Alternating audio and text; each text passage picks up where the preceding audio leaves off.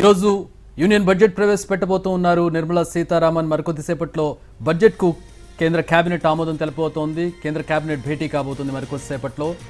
బడ్జెట్కు ఆమోదం తెలిపిన అనంతరం పార్లమెంట్లో బడ్జెట్ను ప్రవేశపెడతారు. రాష్ట్రపతి ద్రౌపది ముర్మును కలిశారు ఆర్థిక మంత్రి నిర్మలా సీతారామన్. వరుసగా 8వ ఆవిడ ఆర్థిక మంత్రి హోదాలో కేంద్ర బడ్జెట్ను ప్రవేశపెడుతూ ఉన్నారు. మోడీ గవర్నమెంట్ మరోసారి ఏర్పడ్డ తర్వాత పూర్తి స్థాయి బడ్జెట్ను ప్రవేశపెడుతున్నటువంటి పరిస్థితిని మనం చూస్తున్నాం. ఈసారి ఎన్నో ఆశలు పెట్టుకున్నారు. దీనికి తోడు నిన్న మోడీ చేసినటువంటి వ్యాఖ్యలు, పేదల మధ్యతరగతిపై లక్ష్మీదేవి ఆశీస్సులు ఉండాలంటూ ఆయన నర్మగర్భంగా చేసినటువంటి వ్యాఖ్యలు ఈరోజు బడ్జెట్లో ఎలాంటి వరాలు ఉంటాయనే దానికి సంబంధించి ఒక ఆశను రేకెత్తించాయి మధ్యతరగతి జీవుల్లో. ప్రధానంగా ట్యాక్స్కు సంబంధించి ఎట్లాంటి వెసులుబాటు ఉండబోతోంది. ప్రతి ఏడాది బడ్జెట్ వచ్చే ముందు ఇదొక ఇంపుడు గెల్లం ఆశగా మారుతున్నటువంటి పరిస్థితుల్లో ఈసారి అది నిజం కాబోతుందనే ఊహాగానాలు ఎక్కువగా వినబడుతున్నాయి. దానికి బలం చేకూరుస్తూ నిన్న మోదీ చేసినటువంటి వ్యాఖ్యలు ఏవైతే ఉన్నాయో అవి ఈరోజు బడ్జెట్లో రిజంబుల్ అవుతాయా? నిజంగా పేదలు మధ్యతరగతి మీద లక్ష్మీదేవి కటాక్షం ఉండబోతోందా? లక్ష్మీదేవి కటాక్షం అనే కంటే కూడా కేంద్ర ప్రభుత్వ కటాక్షం ఉండబోతోందా అనేది ఈరోజు తేలిపోబోతోంది. మరి కొద్దిసేపట్లో బడ్జెట్ పార్లమెంట్లో ప్రవేశపెట్టబోతూ ఉన్నారు. దానికి ముందు కేబినెట్ ఆమోదం అవసరం అవుతుంది. కేబినెట్ ఆమోదానికి కొద్దిసేపటి తర్వాత కేబినెట్ ఆమోదం పడబోతోంది. కేబినెట్ భేటీ కాబోతోంది. దానికి ముందు ప్రోటోకాల్లో భాగంగా నిర్మలా సీతారామన్ రాష్ట్రపతి ద్రౌపది ముర్మును కలిశారు. బడ్జెట్ కాపీని ఆవిడికి అందజేశారు. 11 గంటలకు బడ్జెట్ ప్రవేశపెట్టబోతున్నారు కేంద్ర ఆర్థిక మంత్రి నిర్మలా సీతారామన్.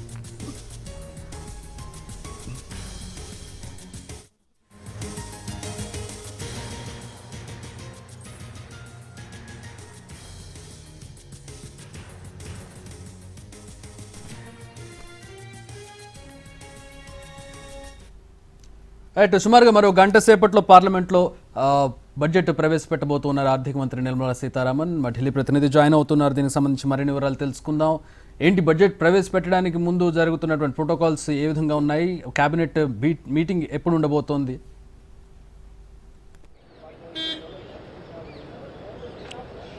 మరి కొద్దిసేపట్లోనే పార్లమెంట్లో ప్రధానమంత్రి నరేంద్ర మోడీ అధ్యక్షతన కేంద్ర మంత్రివర్గం సమావేశం అవుతుంది. ఆ సమావేశంలో కేంద్ర బడ్జెట్ ప్రతి ఆమోదం పొందుతుంది. ఆ తర్వాత సరిగ్గా 11 గంటలకు లోక్సభలో కేంద్ర ఆర్థిక మంత్రిగా ఉన్నటువంటి నిర్మలా సీతారామన్ తన బడ్జెట్ ప్రసంగాన్ని ప్రారంభిస్తారు. ఆ బడ్జెట్ ప్రసంగంలో ఆర్థికంగా అనేకమైనటువంటి ప్రోత్సాహకాలు, అదేవిధంగా వెసులుబాట్లు కల్పిస్తూ తన ప్రతిపాదనలు ఉంచేందుకు అవకాశం ఉంది. అయితే నిన్న పార్లమెంట్లో ప్రవేశపెట్టినటువంటి ఆర్థిక సర్వేలో చూచాయిగా ఆర్థిక ప్రగతి ఏ రకంగా ఉంది, ఆర్థిక వృద్ధి రేటు గత కొన్ని సంవత్సరాలుగా ఏ రకంగా ఉంది అన్న అంశాన్ని చాలా స్పష్టంగా తెలియజేసింది. అదేవిధంగా నిలకడగా అభివృద్ధి సాధించే దిశగా భారత ఆర్థిక వ్యవస్థ ప్రగతి సాధించబోతుందన్న అంశాన్ని ఆర్థిక సర్వేలో ప్రస్తుతం చాలా ప్రస్ఫుటంగా చెప్పడం జరిగింది. 2024-25 ఆర్థిక సంవత్సరంలో సాధించినటువంటి ప్రగతి ఏ రంగాల్లో ఏ రకంగా అభివృద్ధి సాధించిన అంశంపై చాలా స్పష్టంగా ఆర్థిక సర్వేలో చెప్పడం జరిగింది.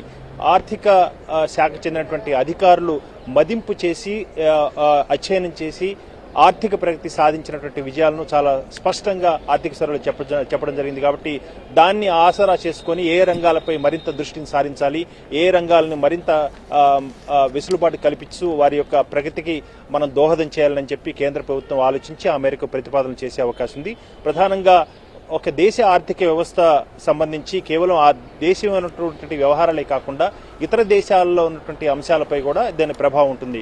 ముఖ్యంగా అగ్రరాజ్యం అయినటువంటి అమెరికా ఇప్పటికే భారత ఎగుమతులపై అనేకమైనటువంటి పన్నులు వేస్తామని చెప్పి బెదిరిస్తున్నటువంటి నేపథ్యంలో ఈ బడ్జెట్లో ఖచ్చితంగా కొన్ని కీలక నిర్ణయాలు తీసుకునే అవకాశం ఉంది. దాంతోపాటు స్టాక్ మార్కెట్లో విదేశీ పెట్టుబడులు ఉపసంహరించుకునేందుకు ఎక్కువగా అవకాశం ఉన్నట్టుగా వార్తలు వస్తున్నాయి. ఆర్థిక విశ్లేషకులు కూడా ఆ మేరకు అప్రమత్తం చేస్తున్నారు. ప్రధానంగా స్టాక్ మార్కెట్లు బలహీనపడిపోతున్నాయి. విదేశీ పెట్టుబడులను కూడా స్టాక్ మార్కెట్ నుంచి ఉపసంహరించినట్లయితే, ఎందుకంటే ట్రంప్ అక్కడ అధికారంలో వచ్చిన తర్వాత విదేశీ పెట్టుబడులన్నీ కూడా అక్కడ ఉపసంహరించి అక్కడ పెట్టుబడులు పెట్టుకుని అమెరికాలో లాభాలు ఆర్జించేందుకు దిశగా వాళ్ళు అడుగులేసే అవకాశం ఉంది. దీనికి సంబంధించి ట్రాన్సాక్షన్ ట్యాక్స్, ప్రధానంగా స్టాక్స్ ట్రాన్సాక్షన్ ట్యాక్స్ అంటే ఏ షేర్లు కొన్నా అమ్మినా కానీ దానిపై పన్నులు విధించే అవకాశం ఉంది. దానిపై కొన్ని మినహాయింపులు చేసేందుకు అవకాశం ఉన్నట్టుగా తెలుస్తుంది. అదేవిధంగా లాంగ్ టర్మ్ క్యాపిటల్ గెయిన్స్ పై కూడా కొంత ట్యాక్స్ ను ఉపసంహరించేందుకు కూడా అవకాశం ఉన్నట్లుగా వార్తలు వస్తున్నాయి. ఆర్థిక విశ్లేషకులు ఆ మేరకు అంచనా వేస్తున్నారు.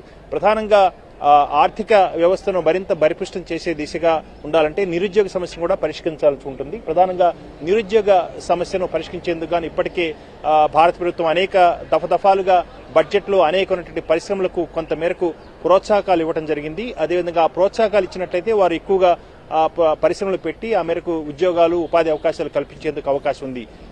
ఇప్పుడున్నటువంటి జాబితాలో కేవలం 14 పరిశ్రమలు మాత్రమే ఆ జాబితాలోనే, వాటిని అదనంగా మరికొన్ని పరిశ్రమలు చేర్చి ఆ మేరకు ప్రోత్సాహకాలు అందించడం ద్వారా ఔత్సాహిక పెట్టుబడిదారులు ఆ మేరకు పరిశ్రమలు స్థాపించి ఉద్యోగ అవకాశాలు కల్పించేందుకు అవకాశం ఉందని చెప్పి అంచనా వేసేందుకు అవకాశం ఉంది. ఆ మేరకు ఆర్థిక విశ్లేషకులు కూడా అంచనా వేస్తున్నారు.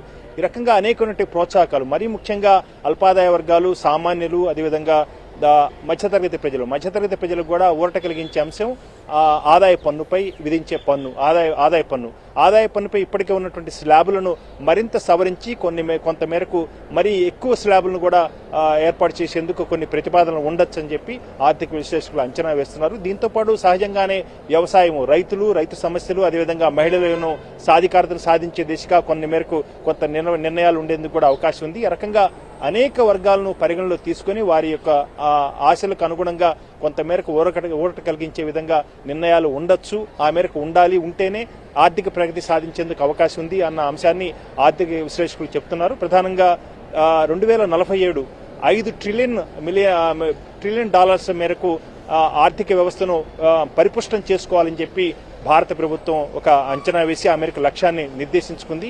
ఆ లక్ష్యాన్ని నిర్దేశించుకున్న లక్ష్యం ప్రకారం మనం ప్రగతి సాధించాలంటే అన్ని వర్గాలు కూడా సంతృప్తికరంగా ఉండాలి, అన్ని వర్గాలు కూడా జీవన ప్రమాణాలు పెరగాలి, వారి యొక్క ఆదాయ వనరులు కూడా పెంచుకోవాల్సిన అవసరం ఉంది. కాబట్టి ఈ రకంగా అందరి యొక్క ప్రయోజనాలు ఆశించే దిశగా ప్రభుత్వం నిర్ణయాలు తీసుకునే అవకాశం ఉందని చెప్పి అంచనా వేస్తున్నారు.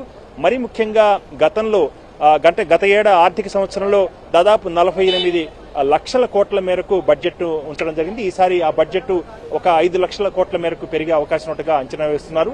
అయితే గతంలో దాదాపు 14 లక్షల కోట్ల మేరకు రుణాలు తీసుకుంది కేంద్ర ప్రభుత్వం. ఆ రుణాలు ఈసారి మాత్రం కొంత మేరకు తగ్గే అవకాశం ఉందని చెప్పి అంచనా వేస్తున్నారు. ఈ రకంగా రుణాలను తగ్గించుకొని ఆ మేరకు ఆర్థికంగా వనరులను సమకూర్చుకోవడం, అదేవిధంగా భారత ఎగుమతులపై పన్నులు విధిస్తే ఆ మేరకు కొంతమేరకు నష్టం వాటిల్లే అవకాశం ఉంది. కాబట్టి ఆ పన్నులను దానికి విరుగుడుగా కొన్ని నిర్ణయాలు కూడా తీసుకునే అవకాశం ఉన్నట్టుగా ఆర్థిక విశ్లేషకులు అంచనా వేస్తున్నారు. ఏమైనప్పటికీ కూడా ఆర్థిక వ్యవస్థను పరిపుష్టం చేసుకోవడం, నిలకడగా అభివృద్ధి సాధించడం, ఆ రకంగా అన్ని వర్గాల ప్రజలను కూడా ఆ మేరకు వాళ్ళ యొక్క అభిమానాన్ని చూరగొనేందుకు ప్రస్తుతం అధికారంలో ఉన్నటువంటి ఎన్డీఏ ప్రభుత్వం కొన్ని నిర్ణయాలు తీసుకోవచ్చు. అదేవిధంగా మరీ ముఖ్యంగా ఎన్డీఏ ప్రభుత్వం కూటమి అధికారంలో ఉన్నటువంటి ఆంధ్రప్రదేశ్ కూడా మరింత ఆర్థిక తోడ్పాటును కూడా అందించేందుకు కొన్ని నిర్ణయాలు ఉండొచ్చు అని చెప్పి మనం అంచనా వేసుకోవడానికి అవకాశం ఉంది. All right, thanks for the updates.